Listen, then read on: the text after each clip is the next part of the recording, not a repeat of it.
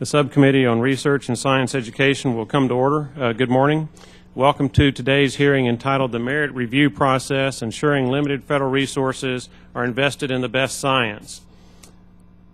I'm going to give an opening statement. Our hearing today presents us with an opportunity to examine the merit review process for awarding federal grant funds. It is our goal to highlight the benefits of the process while acknowledging that no process involving human decision-making is flawless. The focus of today's hearing will primarily be on the merit review process at the National Science Foundation.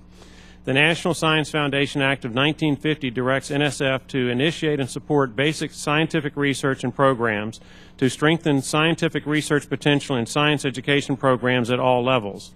NSF works to accomplish this congressional directive through the issuance of merit-based awards to researchers, educators, and students at approximately 1,900 U.S. colleges, universities, and other institutions.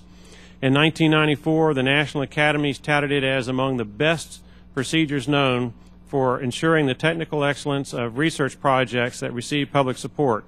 But the process has changed since then, and we need to make sure that it is still the case. As we know, a large number of potentially fundable proposals are declined each year. The Foundation received over 55,000 proposals for funding in FY 2010 and funded nearly 13,000, or 23% of them. Many of the proposals received were not worthy of federal funding, but it is also true that many were not funded because federal funds are limited. So given that those limited dollars should go to the very best scientific research, NSF must maintain a robust and transparent merit review process. Today our witnesses will share their thoughts on how the process works and its strengths and weaknesses. We want to know if the current process spurs or stifles innovation, how award decisions are actually made after receiving peer review, and if there are flaws in the system that may be providing precious federal funds to lower-rated proposals over more highly rated proposals. In exercising its oversight role, this subcommittee must ensure that federal dollars are being spent on the best science. This examination of the merit review process will help us to understand how programmatic funding decisions are made and how, in turn, those decisions interact with foundation-wide priorities. I look forward to hearing from each of our witnesses on this important topic. Thank you for joining us. At this point, I recognize Mr. Lipinski, who is the ranking member of this subcommittee. Thank you, Chairman Brooks, and thank you for holding the hearing this morning. It will not surprise you when I say that I've had a great interest in this topic since I first submitted a grant proposal to the National Science Foundation when I was a graduate student. That interest continued throughout my academic career, and when I was elected to Congress, I joined what was then the Science and Technology Committee. To a large extent, actually it was the Science Committee at the time when I joined, to a large extent because of my strong belief in NSF and its mission. I agree with the statements of all the witnesses here today that NSF's merit review system remains the gold standard for the world. And I don't say that just because the NSF grant application I submitted when I was a graduate student was successful. At the same time, I recognize that there are challenges in any system for allocating limited research dollars. I agree with Chairman Brooks that it is our job on the subcommittee to hold hearings such as this one to discuss these challenges and collectively imagine how we might continue to make NSF and the merit review system that it manages even stronger. Particularly in this tight budget environment, it is incumbent upon all of us to make sure that the system for funding excellent science is as efficient and effective as possible. In 2009, when I was chair of the subcommittee, we looked at a few slices of the broader topic being addressed today when we held a hearing on high risk, high reward, what we also call transformative research. Dr. Yamamoto was not on the panel for the hearing, but a report that he helped author, the RISE report, played a central role and remains relevant today. I look forward to learning from his deep expertise on this topic. But there are many issues that we have not examined in detail, including the extent to which faculty from lesser resource institutions face an uneven playing field.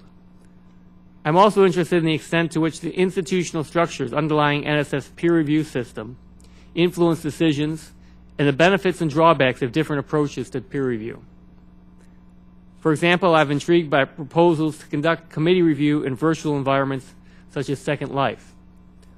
While I'm perhaps a little skeptical, I recognize that virtual review has the potential to save taxpayers a lot of money in travel expenses, as well as broaden the pool of reviewers. So I'm glad that the NSF is looking into innovative approaches. But we need to be confident that the group dynamics in a virtual environment, while certainly be different, do not in any way undermine the quality of NSF merit review. I'm particularly interested in hearing the panel's recommendations about some of the alternatives to standard merit review, not as a replacement of, but rather as a complementary approach. For example, in last year's Competes Act, I authored a provision that authorizes prize programs at all of the science agencies. While NSF, as a basic research agency, would need to design and implement a prize program that looks very different from those run by DARPA or NASA, I continue to believe that the NSF should experiment with some pilot projects to award research prizes. I look forward to hearing an update from Dr. Marrett on the Foundation's thoughts on the subject. So I see this hearing as an opportunity to examine the real challenges that do exist in a very strong review system and discuss current and novel approaches to overcoming those challenges. Finally, Mr. Chairman, I think it's important to point out that the National Science Board is in the middle of a process to review and revise the existing merit review criteria. While I believe this hearing is important, it is critical that in the fall, when the board has finished its work and produced a new set of review criteria for the scientific community, this committee should examine what the board has come out with, especially in light of the provision in last year's Competes bill directing the agency to clarify the purpose and implementation of the broader impacts review criterion. It will be helpful at some point later this year or early next year to revisit this topic, and I certainly hope that we can do that. With that, Mr. Chairman, I thank all the witnesses for being here today, and I yield back. Thank you, Mr. Lipinski. At this time, I would like to introduce our witnesses for today's hearing. First, we have Dr. Cora B. Marrett, as Deputy Director of the National Science Foundation. Since January 2009, she has served as NSF's Acting Director, Acting Deputy Director, and Senior Advisor until her confirmation as Deputy Director in May 2011. Dr. Marrett holds a Bachelor of Arts degree from Virginia Union University, a Master of Arts, and a doctorate from the University of Wisconsin-Madison, all in sociology. Dr. Keith Yamamoto is Vice Chancellor for Research at the University of California, San Francisco. Dr. Yamamoto served on grant review panels for the NSF Biology Directorate and as an ad hoc member of the National Science Board Task Force on Transformative Research. Dr. Nancy Jackson serves as President of the American Chemical Society. Dr. Jackson is employed at Sandia National Laboratories and earned her Ph.D. in Chemical Engineering from the University of Texas at Austin. And Dr. José is the Vice President for Research at Indiana University. A theoretical physicist and neurobiologist, Dr. José received his undergraduate, master's, and Ph.D. in the Department of Physics of the National Autonomous University of Mexico. As our witnesses should know, spoken testimony is limited to 5 minutes each, after which the members of the committee will have 5 minutes each to ask questions. I now recognize our first witness, Dr. Cora Marrett, for 5 minutes. Thank you, Chairman Brooks, Ranking Member Lipinski, and the distinguished members of the subcommittee staff. I'm pleased to have this opportunity to discuss the National Science Foundation's merit review process. For over 60 years, NSF has been a steward of the nation's science and engineering enterprise with a proven track record for producing results. Despite its relatively small size, NSF has an important impact on scientific and engineering knowledge and academic capacity. NSF's investments in discovery, learning, and innovation have been important to increasing America's competitiveness, our economic strength, national security, and overall quality of life. NSF relies on a merit-based competitive process that is critical to fostering the highest standards of excellence and accountability. The process lies at the heart of the agency's strategy for accomplishing its overall mission. Now, of the 256 American Nobel Prize recipients in science since NSF was first began to award research grants, of those 256, approximately 75% have received NSF funding at some point in their careers. that includes 19 individuals in the last 5 years. The agency has a strong record of funding the most insightful ideas and visionary investigators. Our model of high-quality merit review has been emulated and replicated by other nations. Our merit review process helps assure that awards made by NSF are of the highest quality, are relevant to our goals and objectives, and have an appropriate balance for the resulting portfolio. This assurance is critical as nearly 90% of NSF's funding is allocated through merit review, allocated either as grants or cooperative agreements.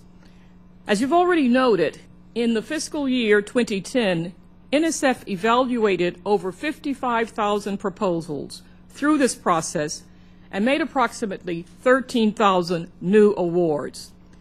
This entailed conducting about 287,000 proposal reviews and engaging nearly 46,000 members of the science and engineering community as reviewers. Underlying these statistics is a strategy that helps ensure that each proposal submitted to NSF is reviewed in a fair, competitive, transparent, and in-depth manner.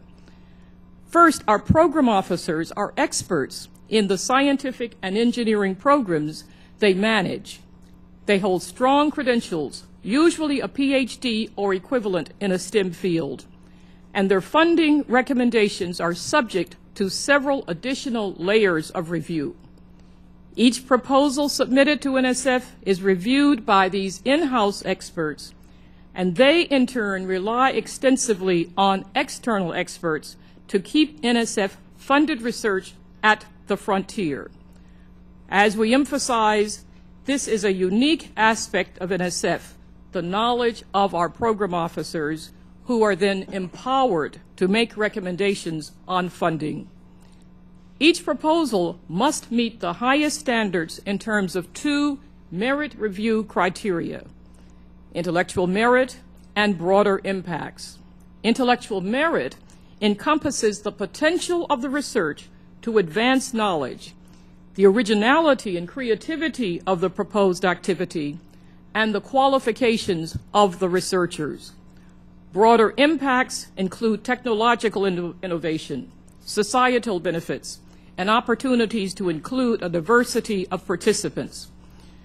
Finally, the merit review process itself is constantly assessed through evaluations by committees of visitors, advisory committees, and other stakeholders. NSF continuously strives to maintain and improve the quality and transparency of the process. So in summary, the National Science Foundation is dedicated to ensuring that the merit review process remains robust, rigorous, and beyond reproach. This process enables us to carry out our mission. I appreciate then this opportunity to appear before the subcommittee on this important topic and would be pleased to answer any questions you might have. Thank you, Dr. Marrett. I now recognize our second witness, Dr. Keith Yamamoto, for 5 minutes. Good morning, Chairman Brooks, Ranking Member Lipinski, and distinguished members of the subcommittee. Thank you for the invitation to present a statement before you today. I am Keith Yamamoto, a molecular biologist, professor, and administrator at the University of California, San Francisco. My lab's research has been funded continuously for 35 years by grants from the NIH and NSF. I've also been active in matters of science and public policy, leading or serving on dozens of committees focused on a broad range of topics. One of these topics has been the federal merit review system for evaluation of biomedical and biological research grant applications, especially those overseen by NIH and to a lesser extent the NSF. Today, I shall describe the key conceptual and operational features of the merit review process, assess how well that process works from my point of view, consider the impact of a specific proposal to change the NSF process, and mention two modifications that might make merit review even stronger. Every application for NIH and NSF life sciences research support And at NIH, that means 80,000 applications per year. We just heard the 55,000 at NSF. Every application is rigorously reviewed and prioritized for scientific merit by special committees of experts. The details of the review process differ among the different federal agencies, but there are two critical features that, to my knowledge, are common across agencies. The first is that merit review is carried out by other scientists, because only scientific peers have the knowledge and perspective required to assess the scientific significance, innovation, and impact of proposed research projects. And the second is that the review committees judge only scientific merit. It is left to others to assess relevance of the applications to the goals or portfolio of the funding agencies and to make the funding decisions themselves. Thus, peer review with a solitary focus on scientific merit. How does the process work, and how well does it work? The review committees are federally chartered and populated by volunteer expert scientists who set aside time from their own research at institutions across the country to carefully evaluate written proposals for scientific investigation. The reviewers exercise their individual and collective scientific judgments, prioritizing the scientific merit of the applications. To help avoid non-scientific biases, both the applications and the reviews are standardized. For example, in the NIH process, every application is reviewed and scored according to the same set of criteria: significance, approach, investigator, environment, and overall impact. By any measure, peer-driven merit review has been spectacularly successful at identifying and prioritizing the most interesting, innovative, and significant scientific research, thus enhancing profoundly the strength of federally funded research. In contrast, merit review is not intended to influence the breadth or type of research that is funded. Rather, breadth and type are affected by funding mechanisms and by the state admissions of the funding agencies. How might the merit review process be changed to further strengthen it? Let me mention first a change currently under consideration that would, in my view, not serve the process, and end with two examples of changes that might enhance it. The National Science Board Task Force on Merit Review has proposed a revision of the broader impacts criteria for NSF merit review, and I'm quoting, to ensure consideration of how the proposed project advances national goals, close quote. This criterion departs from, in my view, from the singular focus on scientific merit that is essential to the merit review process, and calls upon reviewers to judge grant applications by metrics outside of their expertise. Moreover, NSF is the nation's basic research agency, as mandated by the NSF Act of 1950, which created the foundation. The impact of individual basic research projects on broad national goals may be impossible to judge at the time of proposal, but may emerge with time in unexpected and profound ways. Broad national goals, of course, are vital and need to be advanced collectively by federal science research agencies. They cannot, however, be mandated for individual NSF grant applications. Indeed, national goals should be addressed by development of funding mechanisms and by defining agency priorities, not by the merit review process. Now, while the current merit review process has great strengths, there are potential changes that might improve it further. I cite several in my written testimony. Let me mention just two here. Consider recognizing and validating that a grant application is not a contract for sure. In fact, not even a roadmap of experiments, but rather an exercise in which the applicant demonstrates his or her capacity to pose a scientific problem and devise a research plan that would impact and advance a field. In reality, scientists pursue the implications of each day's results rather than adhering to the course of experiments imagined in their grants.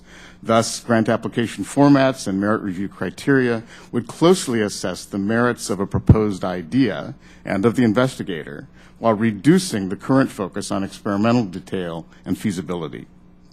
Second, consider formally denoting two separate classes of research, one I'll call innovative and one we've been referring to as transformative, both essential, but each requiring distinct merit review mechanisms. Innovative research would advance and deepen our understanding of current paradigms. Transformative research would disrupt or destroy prevailing paradigms and force creation of new ones. In closing, the merit review process for federal support of research is indisputably the best system for identifying highest quality of science. Its primary features, peer-driven review and singular focus on merit, have been critical in identifying grant applications that describe the best science by the best scientists. A healthy and robust merit review process is critical to maintaining and extending U.S. leadership in scientific research and innovation, which in turn is essential to reaching broad national goals. This concludes my testimony. I'll be pleased to answer questions and address your comments. Thank you again for the opportunity to discuss this important matter with you. Thank you, Dr. Yamamoto. I recognize our next witness, Dr. Nancy Jackson, for her 5 minutes. Good morning, Chairman Brooks and distinguished members of the subcommittee. As president of the American Chemical Society during 2011, the International Year of Chemistry, it is my great pleasure to address the subcommittee this morning. Founded in 1876, ACS is the world's largest scientific society with more than 163,000 members. A nonprofit organization, ACS was chartered by the Congress in 1937 to advance chemistry in all its branches, promote scientific research and inquiry, and foster public welfare and education. ACS members work in industry, academia, and government. ACS is a long-time supporter and strong supporter of NSF and its merit review process, which is recognized globally as the gold standard for identifying the best research to fund. My testimony today will concentrate on chemistry and NSF's impact on our science. The federal government is an important source of support, particularly for basic research conducted within the chemical enterprise that also trains tomorrow's researchers. By stimulating innovation, the federal government empowers a competitive U.S. chemical enterprise which contributes to U.S. economic growth. Mr. Chairman, I would like to focus on 3 areas from my written testimony that I believe are of particular value in these times of constrained resources and economic challenges. Those 3 areas are: 1, balancing the NSF research portfolio; 2, streamlining the merit review process; and 3, measuring return on NSF investment. My first point has to do with portfolio management. As anyone with a retirement fund has been told, managing a portfolio is critical to its long-term strength, finding the right balance between proven performing stocks and riskier, higher return investments. Managing a research portfolio is similar, striving to find the right balance between more incremental research that builds on previous successes and those ideas that are riskier and could lead to game-changing developments. In times of tight budgets and restricted funding, NSF mustn't become too conservative. The agency must ensure adequate attention to providing opportunities for young researchers as well as for out-of-the-box research that may create economic renewal, produce jobs, and train the U.S. scientific workforce of the future. Secondly, NSF should be able to triage the least competitive submissions from the review process. At the present time, all proposals are submitted to NSF must go through an extensive peer review, even if they are intellectually weak with no hope of ultimately getting NSF funding. For every 100 grant proposals a program officer reviews, a small number, perhaps around 10, will be of such high quality that it is obvious to everyone that it should be funded. Another 50 proposals easily will be recognized as not competitive. However, in the current system, they all take considerable time to review and process. The real agonizing choices must be made concerning the remaining 40 proposals, all very good proposals. Under current funding, only 13 of those 40 proposals would be funded. The merit review process should be focused on these choices. Over the last 10 years, the number of grant proposals submitted to the NSF Chemistry Division has doubled, while the size of the NSF Chemistry Division staff has remained the same, thereby presenting a significant challenge to NSF to continue to perform its job of identifying the best science.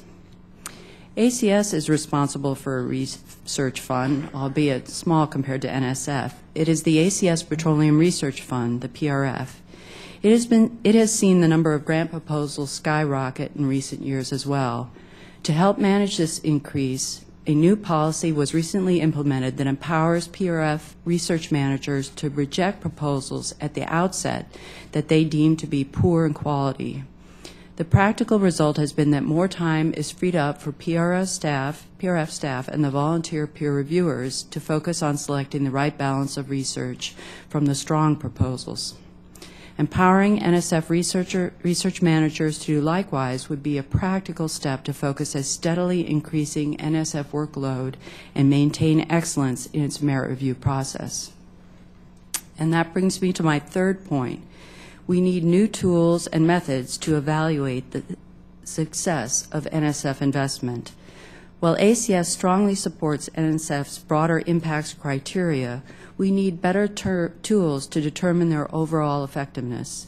Measuring how many fellowships or grants are funded is easy. Measuring increased innovation, improved national security, or broadening participation is complex and must take place over a longer time scale. It is difficult to single out how one individual effort has impacted a complex collection of national priorities.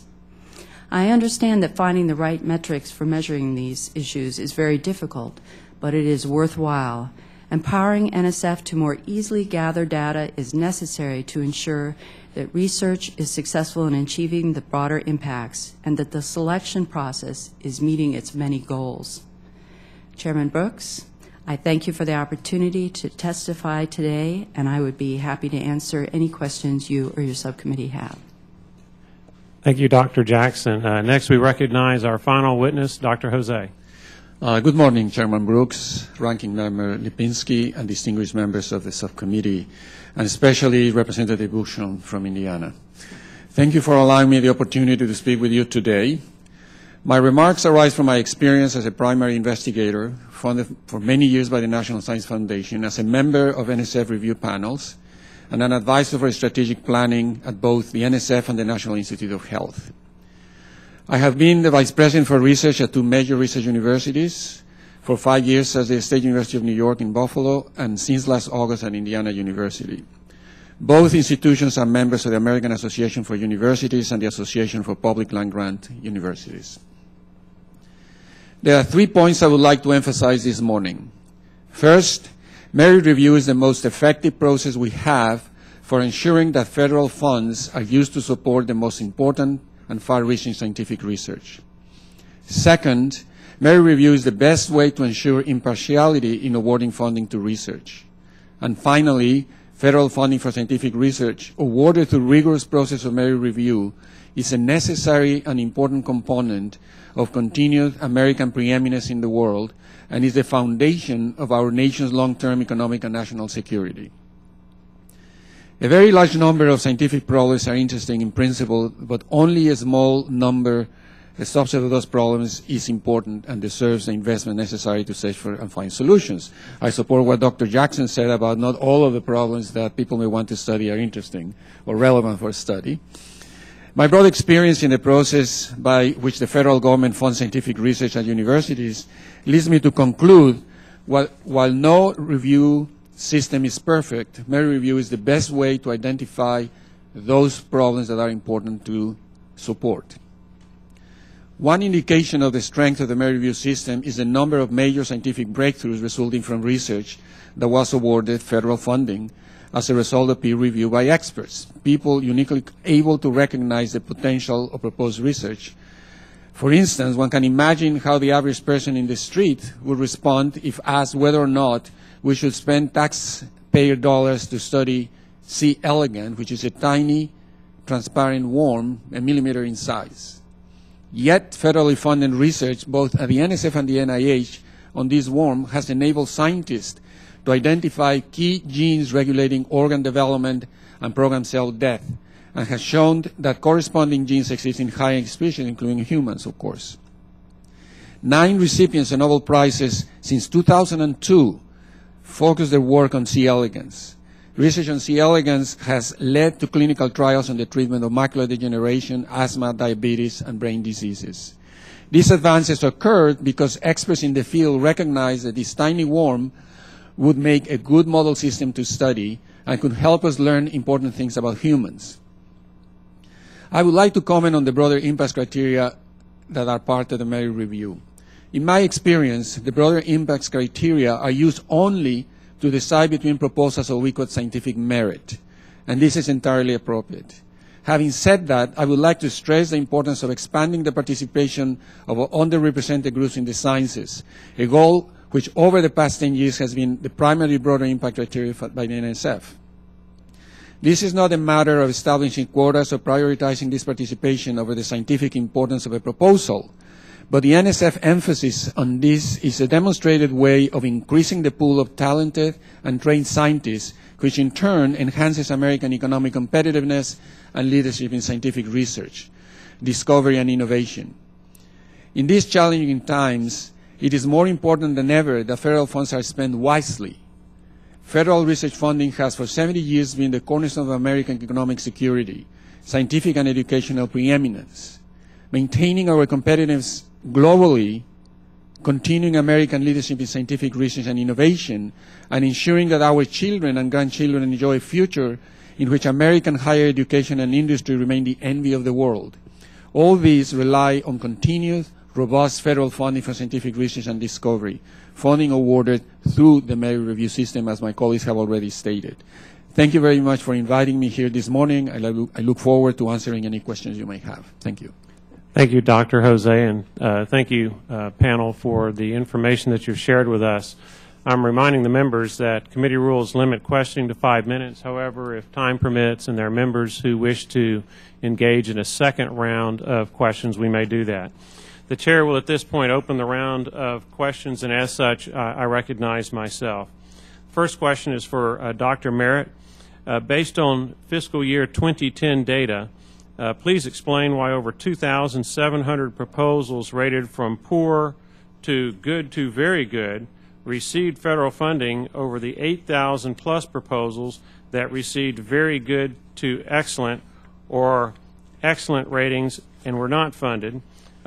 More particularly, in looking at the graph that we've been provided, there were some proposals, one that had a poor to fair rating but was funded.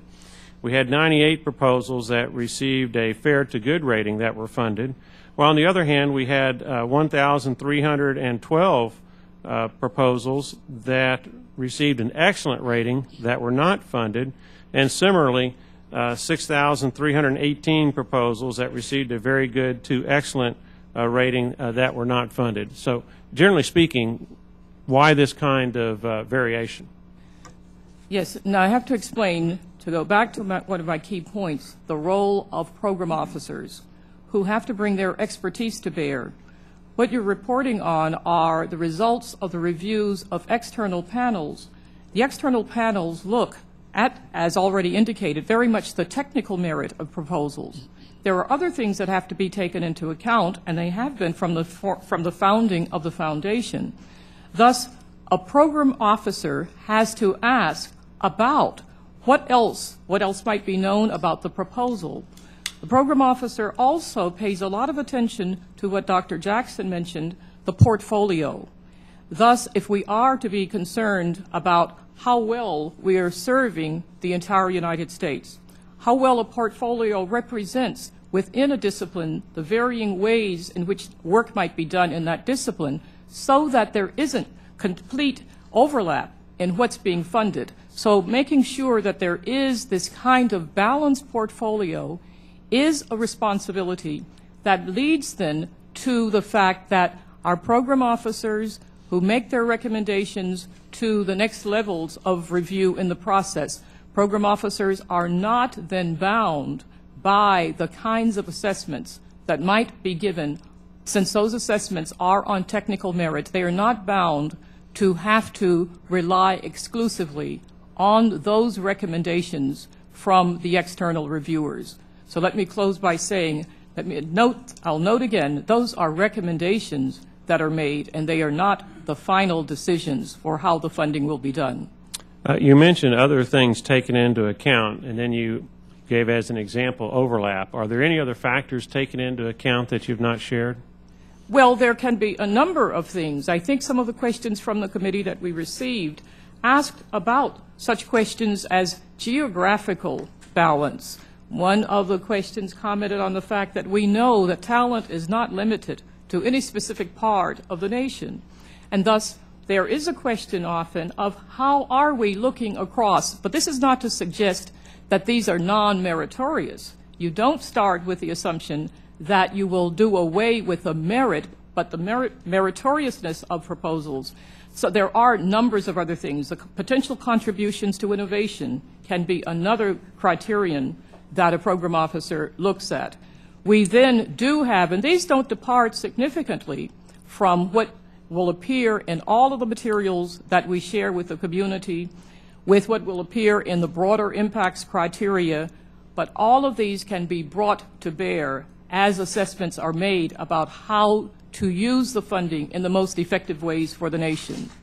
These are the criteria that you mentioned. Are they required by statute, required by Code of Federal Regulations, or internal to the way in which the NSF makes its decisions?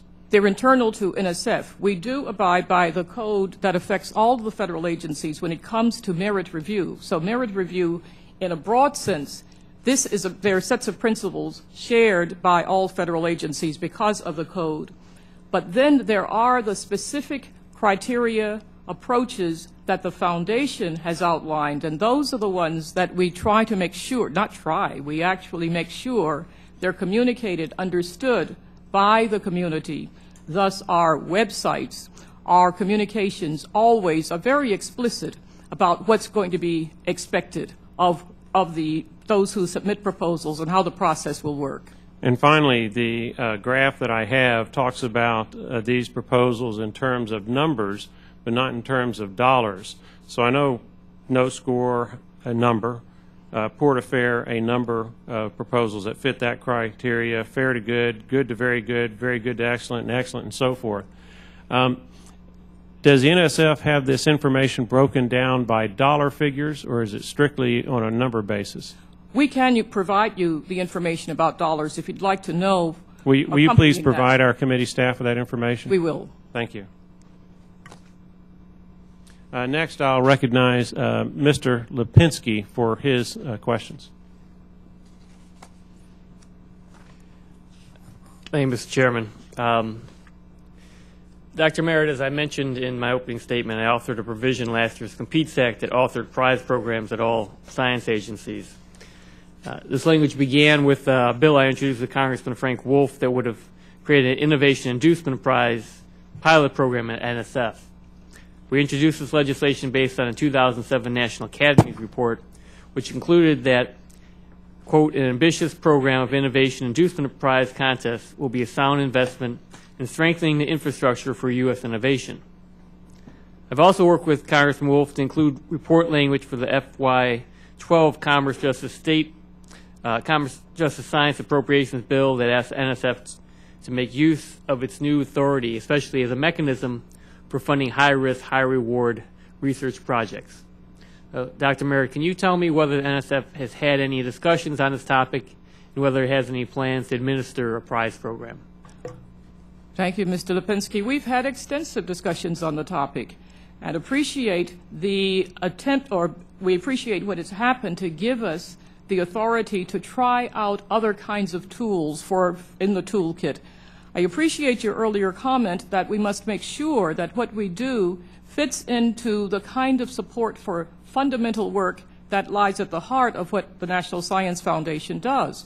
And so we have been looking at what would be appropriate in that context, and will be launching a series of experimental efforts to try to see how these fit within our context. And so we haven't been ready to announce very broadly because these are highly experimental, but we are giving a lot of attention to the use of prizes and awards as ways for advancing innovation and advancing knowledge in the nation.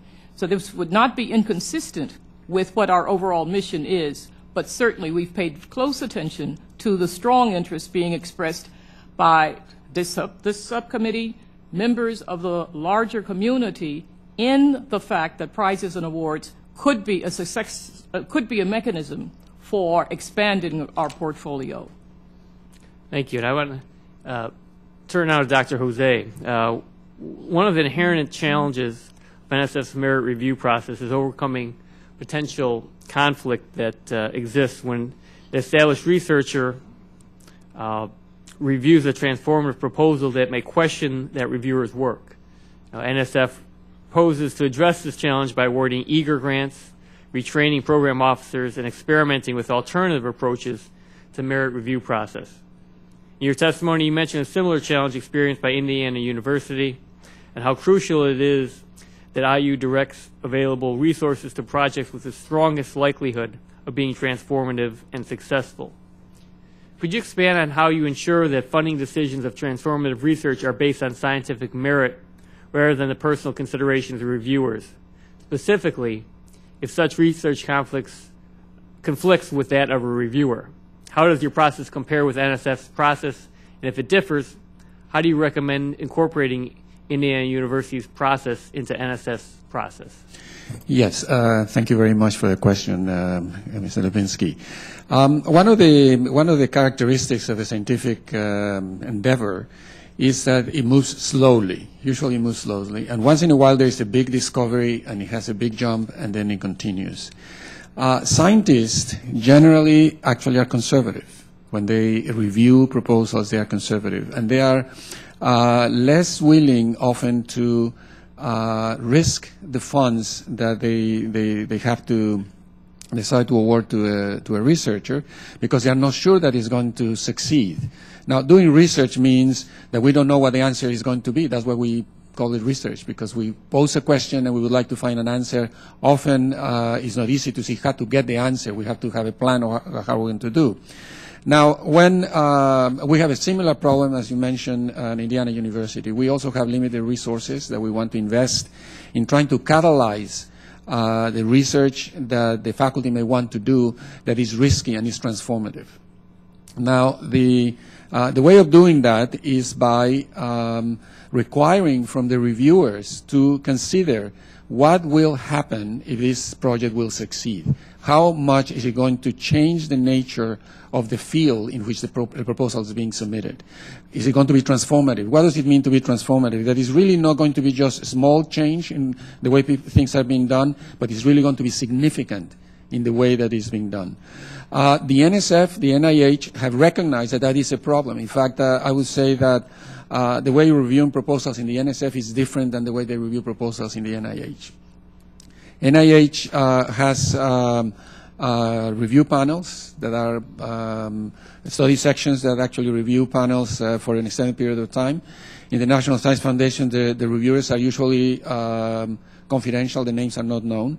And what happens is that the reviewers are often trying to make sure that the money is not going to be wasted. So they're not as willing to risk funding a project that they're not so sure that it's going to work out. One needs to have some policies, and as I said, the NSF and the NIH have done that. They have introduced projects like the one you mentioned from the NSF, in which a certain amount of money is going to be given for projects that are risky, but that the payoff is going to be very high. If they succeed, it's going to be very high. Money to be given for projects that actually are going to be transformative. For example, the NIH has a program that's called Pioneer Awards. Pioneer Awards are given to projects that are very ambitious, very risky, that are really going to be transformative in the field in which they are given. So the agencies are trying to do that. It's not easy to do, but it needs to be done. Having said that, funding proposals where the advance is slowly moving is also important, because science doesn't advance in jumps suddenly. Thank you. Thank you, Dr. Jose. Thank you, Mr. Chairman. The chair recognizes next Mr. Bouchon from Indiana. Thank you and welcome, Dr. Jose. Thank you. A couple comments first. First of all, I was a cardiovascular surgeon in my previous career, and so I know a little bit about research, and I know that I'd just like to say that a lot of discoveries, as everyone would recognize, are made by students and people who are just getting their careers started in science. And so that's kind of the area, that I'm going to focus on a little bit. Some areas of research may only have a few experts in the field, so to speak. And the review process, even though technically external, may actually be consistent with an in-the-family type review. And that happens a lot, as we know, in science. So I guess, Dr. Marrett, I'd like to ask, how do we guard against the politics involved, because everybody knows there's politics involved in this process, in a highly competitive academic environment, both at the institutional level and at the individual level?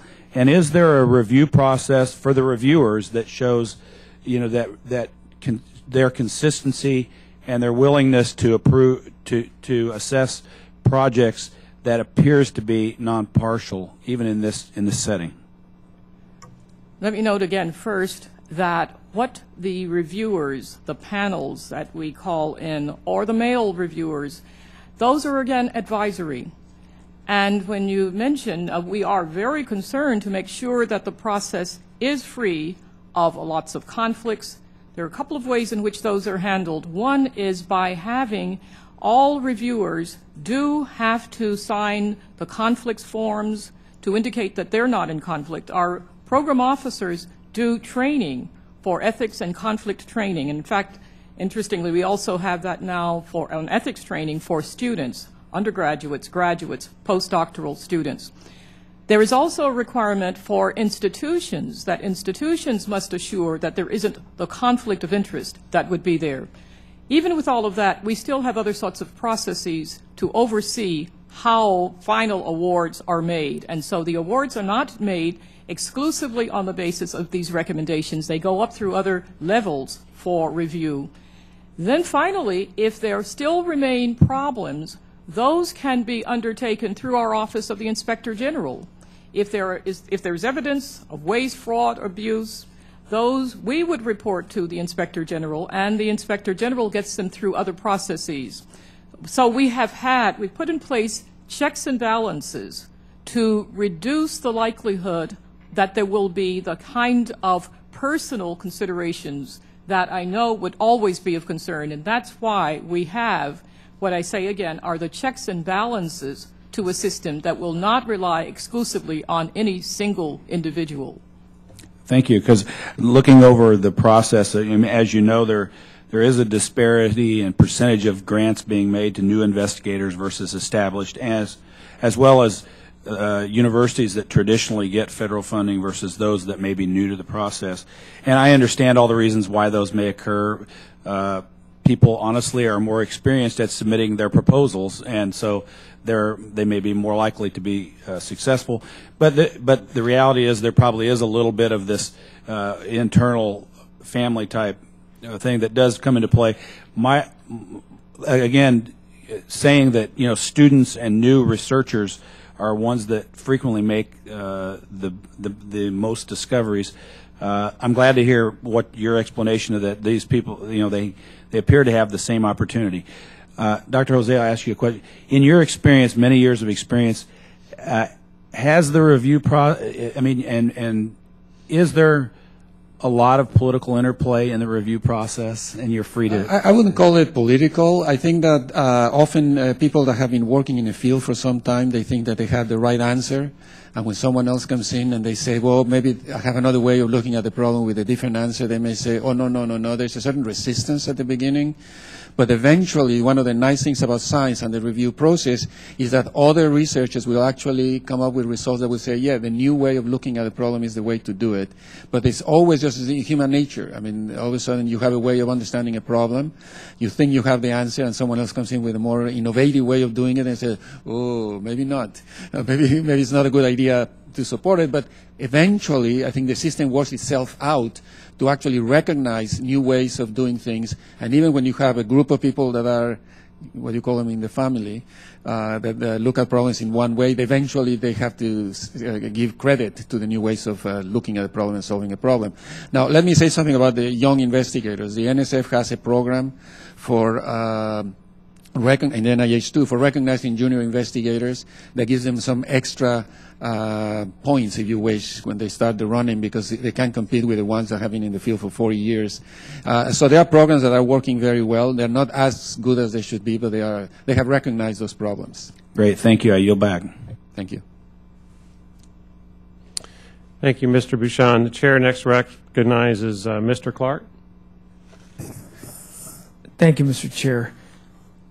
We're a few days away from possible government default, and to me, I'm the new guy here, relatively like a few months here in Congress.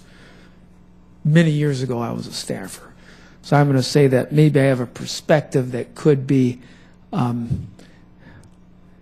may give us a clearer picture on things. I haven't been part of the system for a long time. But one underlying issue that I see that members of Congress have regarding taxpayer-funded basic research, as we're dealing with here, is they want to make sure that we're not wasting money, that it actually goes to make a constructive difference in our country, and the broader impacts criteria kind of lays out what our objectives would be.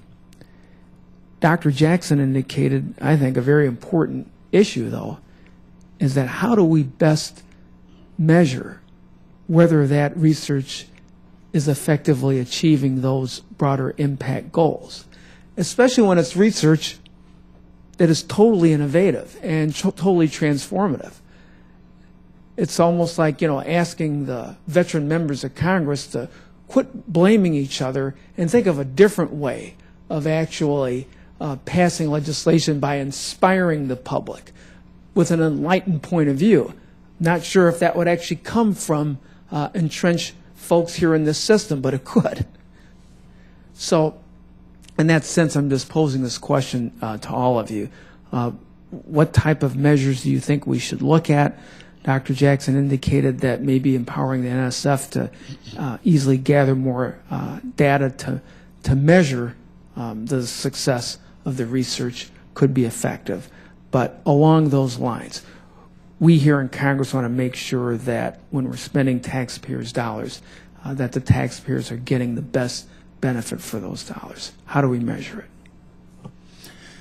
So if I may answer the question, I mean, there is a program now, a federal program that's called NSTAR, where they're going to try to find out for every dollar that is spent by the federal government, how many jobs do we create, how many people are educated, what is the impact that those dollars have in the economy, for example, in the number of jobs and the competitiveness of the United States when comparing with other countries. It's a very difficult thing to do.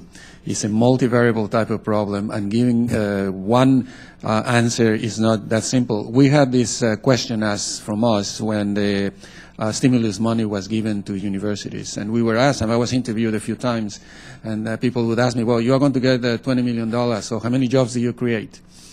How many jobs were created from those $20 million, okay? And it was not an easy question to answer, in particular because the money had just arrived a few months before.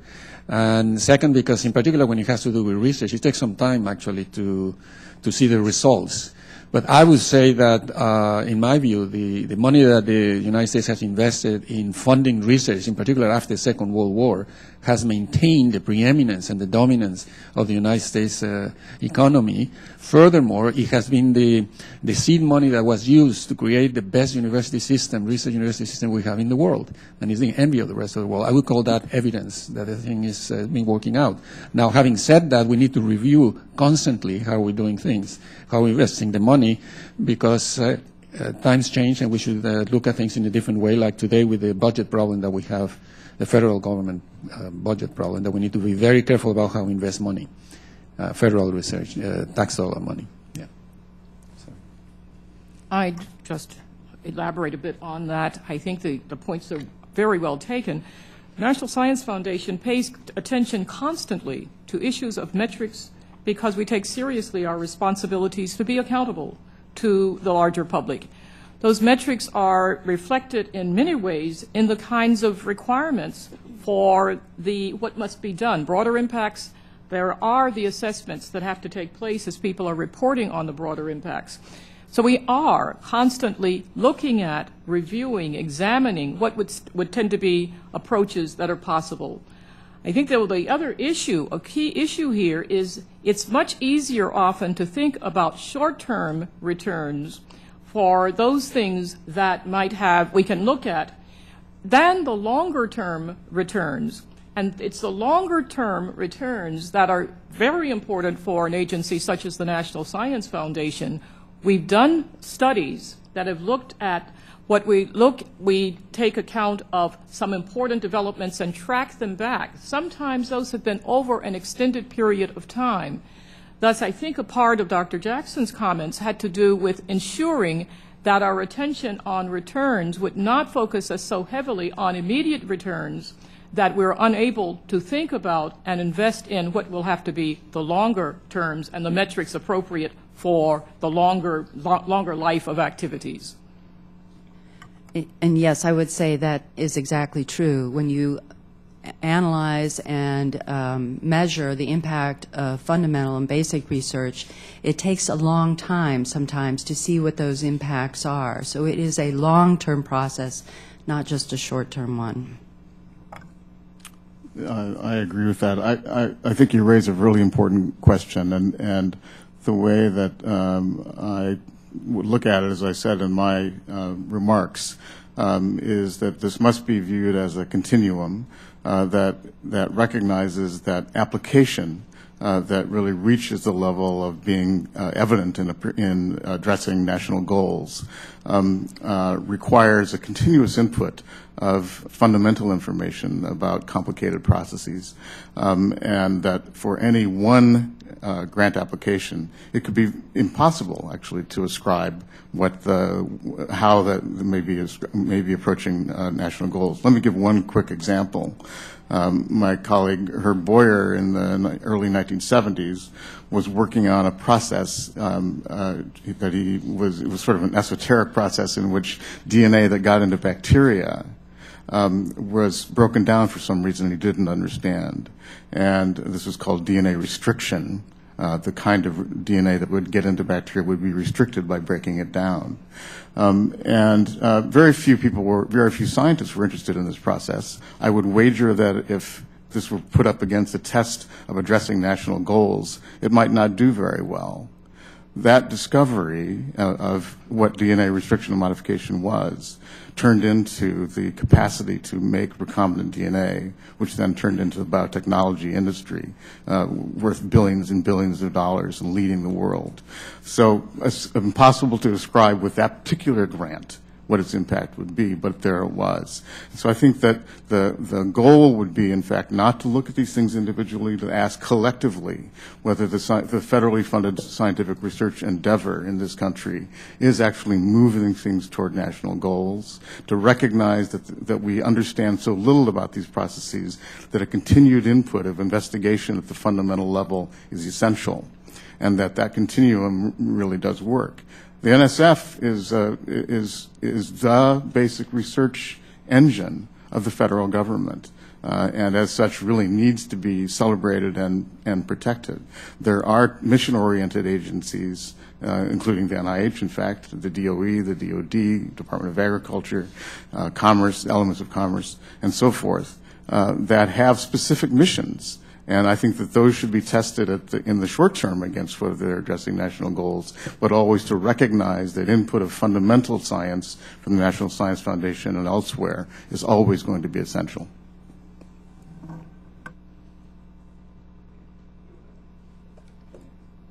The chair next recognizes Mr. Holgren. Thank you, Mr. Chairman, and thank you all for being here. Question for Dr. Yamamoto and Dr. Jackson and Dr. José. Each of you have testified about broader impacts imposed on the foundation by Congress in the 2010 American Competes Reauthorization Act, and that it will adversely affect funding decisions by requiring reviewers to consider metrics far outside the scope of the intellectual merit. Dr. José suggests that rather than enhancing competitiveness and national security, they risk damaging our economic and national security. I wondered, are reviewers even privy to the national priorities prior to the meeting of a panel? And just asking if you would comment, if each of you would comment on this. Hello. Yes. I will actually say that all of us are aware of our environment. All of us are aware about what's going on with Congress today. For example, all of us read the news. All of us know what is important.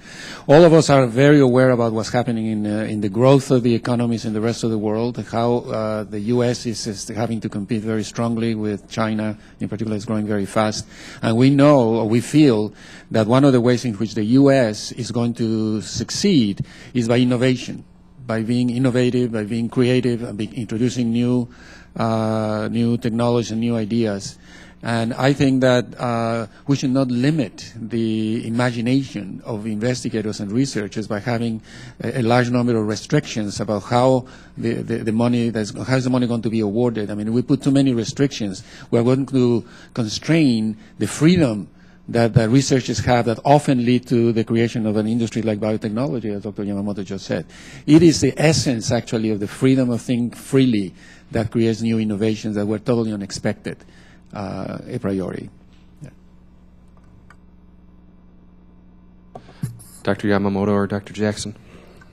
As I said in my comments, I think that one of the critical features of merit review is a singular focus on scientific merit, and that anything outside of that, as valuable and important, in fact essential, as it may be, such as addressing broader national goals, should reside outside of that process, and that asking merit reviewers to make an assessment of how well the fit is of a given project to national goals, I think is inappropriate.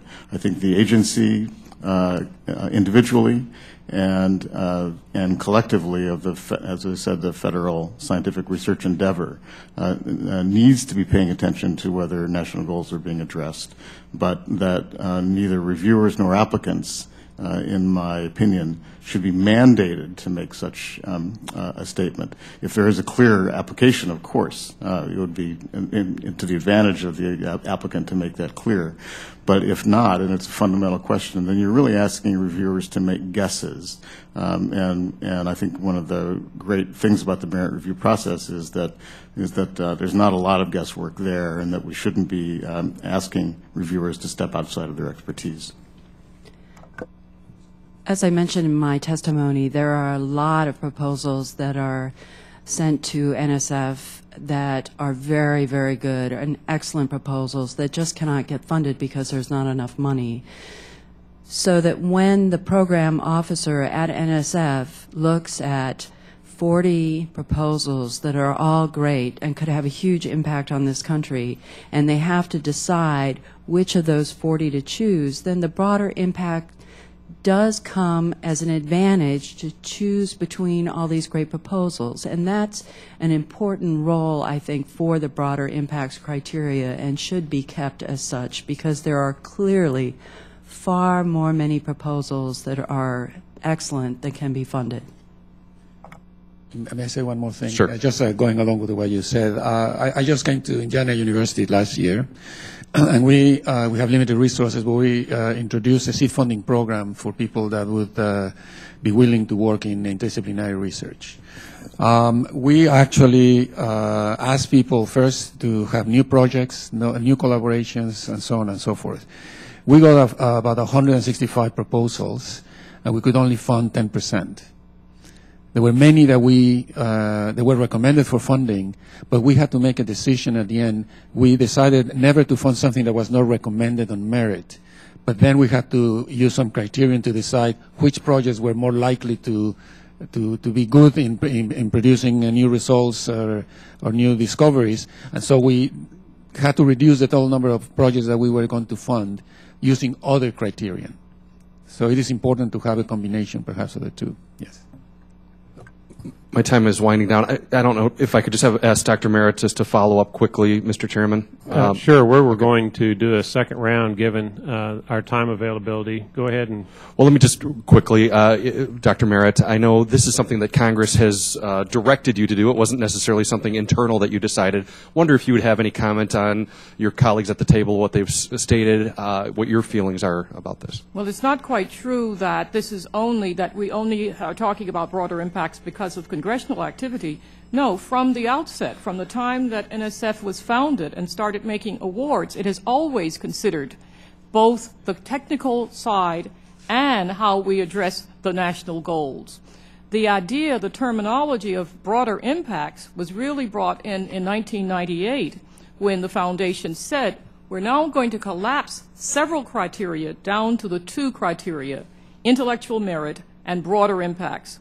The broader impacts then statement or the expectation is that the goals, these do have to reflect some of the kinds of goals that are expected by the nation of the investments in science. So they would include economic competitiveness, development of a STEM workforce, increased participation by underrepresented groups, partnerships between academia and industry. In other words, we've seen these as very critical for the nation and reasonable as an agency thinks about how it will allocate resources.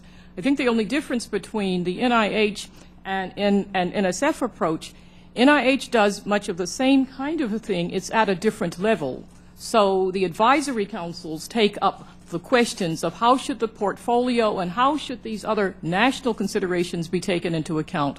They happen to be done as a part of our regular merit review process in NSF. But this is not a new idea. But wouldn't you say, though, it's an expansion, this expansion is mandated by Competes. Isn't that true, and that makes it unique? No, what Competes did was to say, be much clearer, and there are other things with reference to broader impacts. And so that's what the Science Board is looking at, that's what the expectation of the foundation, and that's what we do believe we can be much clearer on what broader impacts should mean and how we would come up with indications, appropriate metrics.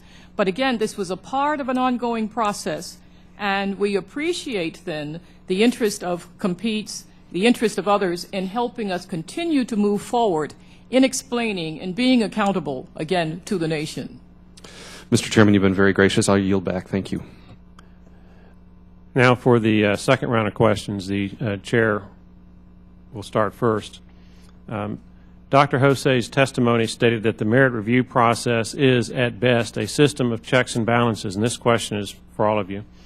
Being a member of a government body built to provide a system of checks and balances, I'm interested in this theory. In the context of the financial circumstances that Congressman Clark so notably described that we face here in Washington, D.C., do you or any of your colleagues sitting with you today have any additional suggestions on how to strengthen the system based on our need for a balanced approach to federal funding, particularly to ensure the advancement of science is our sole or primary funding criteria? Actually, let me actually say something. I mean, NSF has no specific mandate to do other than basic research and try to uncover new laws of biology or physics. The NIH has a very clear mandate to try to find the best way to improve American citizens' health. The Department of Energy has some very special goals, the Department of Defense.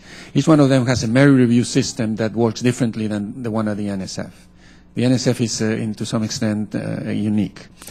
Having said that, I think that when I said checks and balances, what I mean is that the reviewing process of papers, not just proposals for funding. I mean, we are supposed to publish, many of us that work in science, what publish our research, our results. It's very hard to get our results published in the best journals if they are not of the highest quality. The same thing happens in the merit review process. You are not going to get funded unless you have the highest quality. So in a sense, we have like a voting system. Our colleagues actually vote about what we do, if they think it's good or not, as we get elected or re-elected in Congress or not. I mean, our voters have to decide if we are doing a good job or not. As researchers, if we are doing a good job, our colleagues will vote that, yes, get funded, yes, get published, yes, get invited for lectures and so on and so forth. So that's what I meant in the sense that we have checks and balances. When a result, a research result is wrong, the community will find out that it's wrong because they try to reproduce that discovery, and if they cannot reproduce it, like cold fusion, for example, it just will die immediately. That's what I meant by checks and balances. That's how the science advances, not in a straight line, continuum, but it's just like that, yes. Thank you for the additional information with respect to checks and balances. Do you have any specific suggestions on how we can strengthen or improve the process or system in order to help ensure that these scarce federal dollars are being spent on basic science or research rather than being affected by the criteria that are extraneous to those primary functions? Yes, of course. I think that, as I said, it is a human endeavor. When people try to review proposals, as Representative Bushon said, I mean, there's some element of human nature that interferes in how do we review proposals, who is reviewing the proposals, is this the best investment that one can make or not? But we recognize that that's a problem. We develop all kinds of checks and balances from the agencies, from you. You all the time are telling us you have to convince us that you're doing the right thing, otherwise we won't give you money to do the research. And it's not perfect, and we keep changing it and correcting it as we go along. Well, my question is, do you have any specific suggestions on how to improve the process? Yes, I think that, I think that, actually, I have thought a lot about that, and I don't want to spend too much time saying this. There are blind types of reviews because often the name of the scientist plays a role in is going to get funded or not going to be funded. Perhaps even the institution, perhaps even the project and the area. I think that.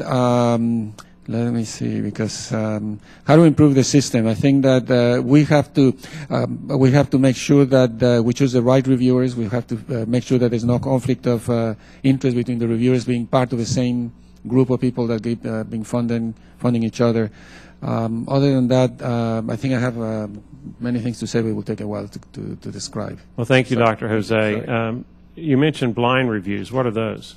Well, for example, if you submit a proposal, you don't know the name of the author of the proposal, you know the institution of the proposal, as you don't know the name of the referees. And then you will just blindly decide if this is really good or not. Whereas the way we do it now, I mean, we know the name of the reviewer, we can know if they are very good or not very good and decide that may influence a little bit our decision. Are you recommending that we have blind reviews? No. We have tried to do that. In fact, there are some journals that are trying to do that, and they have mixed reviews, mixed results. I mean, they try to do that, not having the name of the authors, not having the name of the reviewers, and then just review it blindly. Not sure that the end result was satisfactory as expected. Right, Dr. Jackson or Dr. Yamamoto or Dr. Marrett, do y'all have any specific suggestions that you think we should look at in order to try to improve the process? Well, I do think I will go back to what I mentioned in my testimony about giving NSF program officers the ability to triage proposals. At this point in time, all these proposals have to go through merit review. That taxes the scientific community, that taxes the program officers, and we need to make this. Since we can't fund all the proposals, and there are a lot of excellent proposals, or more excellent proposals than we can fund, it makes sense for us to spend our time thinking about which of those excellent proposals we should fund, rather than spreading our time across the whole gamut of proposals that are. I'm sorry. I understand what you've already testified to, and my question should have been better. Do you have anything specific in addition to what you've already informed us of?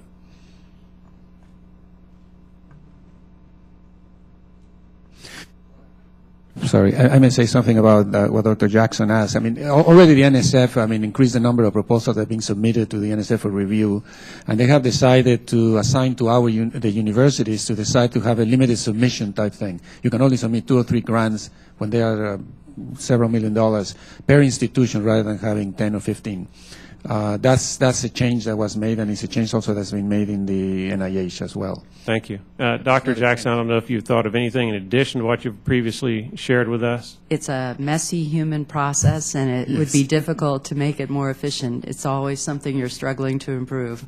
Well, I have to admit that when I heard it compared to the election process, that raised some concern.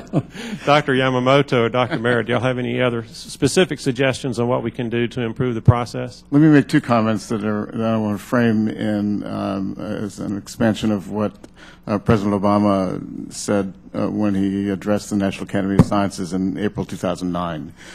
He said that a basic research project may not work for a year or a decade or ever.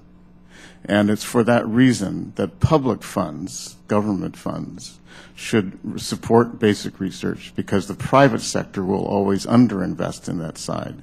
Because when a project works, it works for everyone. Someone's had to make the initial investment. When it doesn't work, of course, the private sector loses. Maintaining that basic research engine is really critical. And so let me make one suggestion, which is an expansion of what I said about transformative research, and I'll try to frame briefly why I think it really needs to be a distinct sector of research that is supported in this country. And then a second comment that really approaches this question of our broader impacts.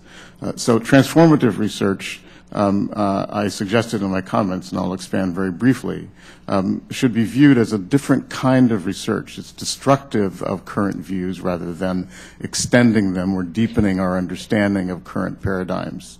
And to do that requires that we recognize that special characteristic and have a review process that is very distinctive. I proposed the transformative research track to the NIH in 2006. It has been installed in a limited way. I chaired the first 2 rounds of review of those applications when they came in. And an essential feature of, I think, making that program successful is actually carving out a different mode of merit review, one that is driven by reviewers that are not deep content experts in the areas that are being proposed, but rather are generalists who think deeply, who are able to recognize really high impact ideas when they see them, and are able to celebrate the fact that those ideas may actually bring down even their current ways of thinking about a process. Luckily, such scientists exist in this country. They can be found. They can be identified. They are willing to participate in this way. They are the kinds of people that are getting Grand Challenge grants from the Gates Foundation, that are proposing grants to this making proposals to this transformative track, and are willing to review in that way. So I think it takes a different kind of review that recognizes that you don't bring in content experts who made the paradigms, because they're going to be immediately critical of someone who comes in and says, I think the current paradigm is wrong. I can expand on that further. Let me move to the second point, something I didn't talk about at all. And in a sense, you could view this as being outside of the merit review process, but I think not. And that is the idea of recognizing, especially with this broader impacts mandate, that basic research has advanced to a point where it can increasingly be applied. And since I work in the biomedical sphere, I see this all of the time with the opportunities of our faculty in my own laboratory to be able to move fundamental research to application. But there is the so-called valley of death that I'm sure that you've heard about, that especially in the current economy has made it very difficult to be able to do the few experiments that are needed to make it evident to pharmaceutical companies in the biomedical sphere that there is a worthy investment there. I think that we have an opportunity to be able to extend the continuum, to be able to build new interfaces between academic basic research funded by the NSF and other agencies, and build public-private partnerships that can more effectively move ideas into application, and in that way be able to really directly approach this challenge of addressing broader impacts that the Competes Act really challenged all of us to be able to do. Thank you, Dr. Yamamoto. And Dr. Marrett, I don't know if you have any suggestions. It occurred to me that if there were some, you probably would have already implemented them as Deputy right. Director and Acting Director. But nonetheless, if you have any other suggestions on how you think we can improve the process, please share it. And I take your question to mean, what especially might this subcommittee do? And I have two recommendations there. One is to share broadly an understanding of the process of merit review. I'm not sure how widely the process is understood by, I wouldn't just say Congress, our general public. Yet, if we're drawing on public resources, we need to make sure that that process is understood. So this hearing represents a good approach for broadening knowledge about the process. The second recommendation I would make for the subcommittee is I hope you would be open to our sharing with you the experiments, the pilots that we're trying. We do say that there are areas where there can be improvement. Let me take the case of potentially transformative research. We're not all that satisfied, but we're experimenting with, do we advance the potentially transformative research by identifying proposals once they've come in, by soliciting new ideas, by thinking of the sorts of experiences from NIH. We're trying all of that. We would welcome then coming back as we've learned from those experiments to say more about what should be advanced. We're not quite ready yet to say these are the things that we think ought to be put in place. And finally there, I would say whatever we think that at the core, that core has to be maintained. I mean by that core, that commitment to merit. And so whatever the sorts of changes, the changes are around the margins in many respects. They never should undermine the importance of relying on the meritoriousness of the idea and the approach that's being proposed. So thank you. Thank you, Dr. Marrett. Mr. Lipinski, thank you for being patient. Thank you, Mr. Chairman. I think that glad we went to the second round of questions because I think we really got into some really good ideas here about how, to make improvements to the system. And I think, actually, I would ask the chairman, ask Dr. Marrett if we could possibly do maybe a tutorial and get into how exactly this process does work. Because we're talking about it here, but even someone who has presented a proposal and has gotten a grant, I would like to really know better how the whole system actually works, and maybe the opportunity for members to sit down and go through a tutorial. I think that would be a great idea for all of us. That's a good suggestion. I welcome it. Because I think there's a lot to the process, and we're talking about the process, but I think there's a lot of details to the process and things that probably each of us doesn't completely understand and might be able to get a better understanding of that. Two things I want to get into. The first one, Dr. Jackson had one of the main proposals you had to sort of lessen the work is for the program officers to be able to essentially triage and put aside proposals that come in that the program officer doesn't see there being merit to. I wanted to get a better understanding of what you're saying, how that would be done. Then I want to get Dr. Marrett's response on that. Are you saying then that immediately set aside these proposals without doing any sort of response to them? Because right now all the proposals get a response from the reviewers. It would seem the only way you could save time really is if the program officer just put these aside without any comments and just send it back and say, well, it was rejected right off the top.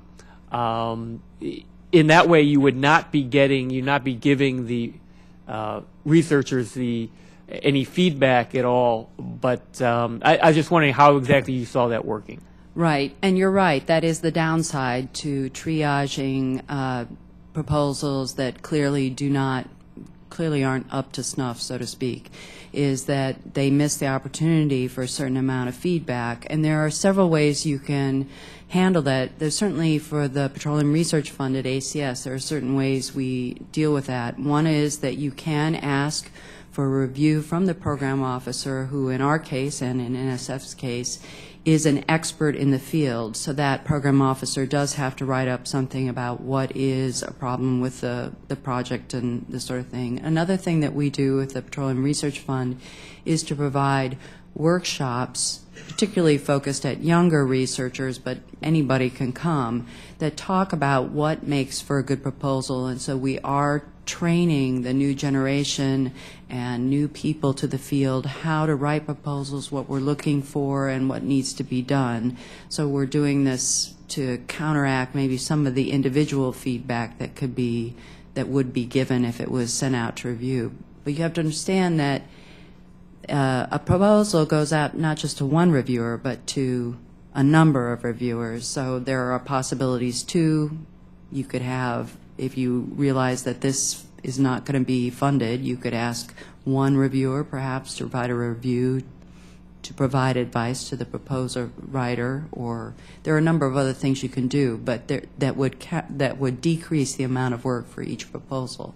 But in the PRF, we recognize that these are just not going to get funded, and so we spend a limited amount of time with them and try to do our education separately.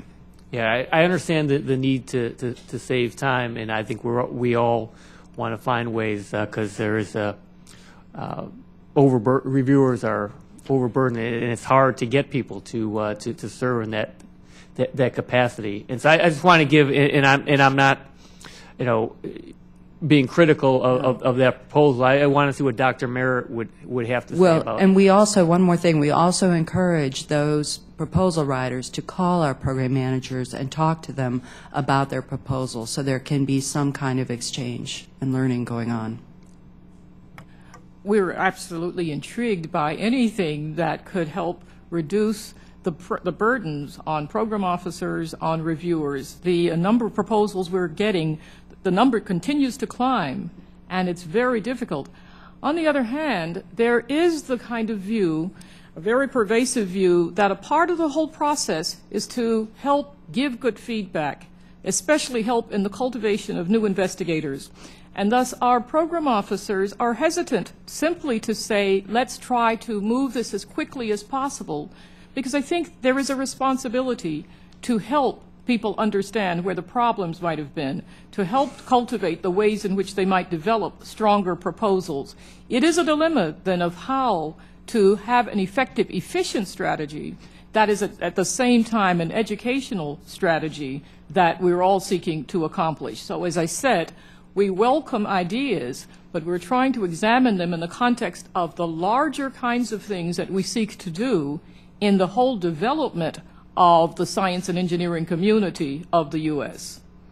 And I wanted to go on to another, if the chairman will indulge me here. Feel free. I want to ask about conducting the committee reviews in virtual environments. Is something I mentioned in my opening statement. I personally have had no experience at all in. I have no avatar. I have not gotten into this, so I can't really speak from any expertise here, but I know this is something that has been looked at. And I was wondering if, I want to start with Dr. Marrett, I want to ask all the other panelists about their opinions on using this as a way to make it easier in some ways. Well, first of all, doing this in a virtual environment, you don't have to fly people into Washington to do this, and other possible merits to using this system. I would also think that the blind review process, and also having people come together in a way that they don't know each other, that could change the dynamics of the group. So Dr. Marrett, we'll start with. Yes, we're looking very much at virtual environments. There are experiments that have been taking place, and these environments, thinking of virtual panels especially, we've been thinking of them for the two reasons of reducing some of the cost for reviewers, and for potentially expanding the pool of reviewers. In other words, there are some people who would find it difficult to do the traveling, since most of these are here in this area. We thought this would be a way then to bring more people into the process. But we're looking at what are the sorts of things that have to be taken into account? There are matters of security, for example, that you have to make sure that you've been abiding by. You raise the questions about the kind of interpersonal dynamics.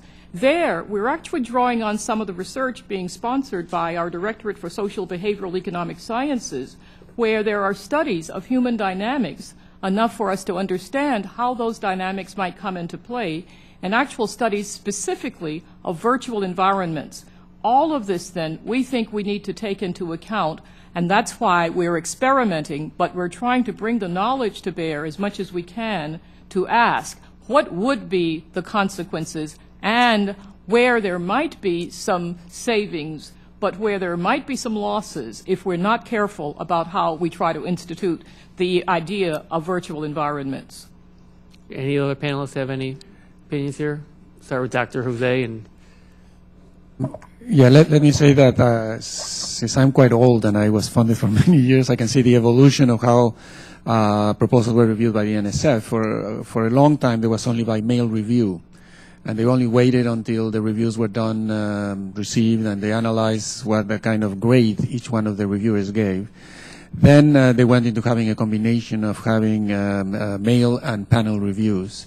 And I can tell you that by having done both, there is a significant change in the assessment of the proposals that arises from meeting with people live than just from reviewing it by yourself.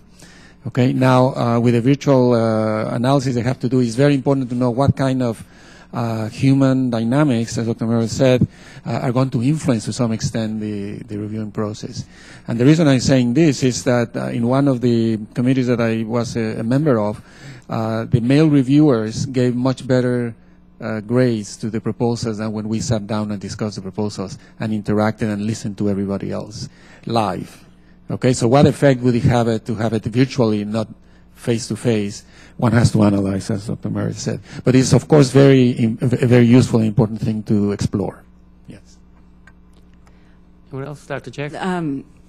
Living in Albuquerque, New Mexico, which seems to have no direct flights to anywhere, the idea of having virtual meetings is very exciting to me and to my colleagues, because we are more likely to be able to be involved in these sort of participate more in these sort of activities. But also because of that, I have done a lot more of this sort of virtual meetings and this sort of thing. And I would say that, yes, perhaps when you first start doing it, it is a little unusual, but it is remarkable how with time you can become very accustomed to it. And I highly encourage NSF to consider these sorts of possibilities, because I think the kind of expertise they could tap into will only become greater and richer. Yeah, obviously I brought up Avatar. You don't have to do it that way, but Dr. Yamamoto. I agree. I think there are two drivers for this increased, rapid evolution toward electronic environment for review. The first is that those of us who didn't grow up using those media are disappearing and being replaced, fortunately, by people who have had screens in front of them their entire lives and are very comfortable working in that environment.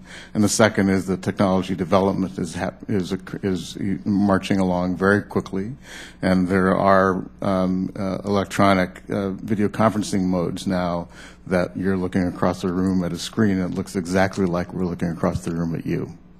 And so the opportunity for interactions, which I agree with Dr. José, is essential in being able to come to this sort of agreement about the scientific merit of an application can really occur increasingly seamlessly in this sort of environment. Let me make one further comment, because you asked Congressman Lipinski about this idea of blind reviews that Dr. José had mentioned, and just say that there again here is a spectrum of experiments ongoing in different agencies. You may know that the Howard Hughes Medical Institute does actually the opposite of a blind review. In fact, they, rather than choosing scientific projects as the agencies that we all represent and are working in do, they simply choose people. And so the identification of the person is the whole ball game for the Howard Hughes. The Gates Foundation, in their initial round of reviews for their Grand Challenges grants, which I've participated in several times, is blinded to the identity of the applicants. And after they make it through the first round, then that identity is revealed. And then NSF and NIH, other federal agencies that I'm familiar with, the identity is always known. There is a risk of conflict of interest or other kinds of biases that can be introduced at that point. But let me say that having been experienced in review for at least NSF and NIH extensively, that I don't actually see that actually occurring. And instead, knowing the identity of the investigator, in fact, building it in as an explicit criterion for the merit review process, turns out to be very important. There have been studies done and arguments made that, in fact, the strongest predictor of success of a given scientific proposal is, in fact, the track record of the investigator who's making the proposal.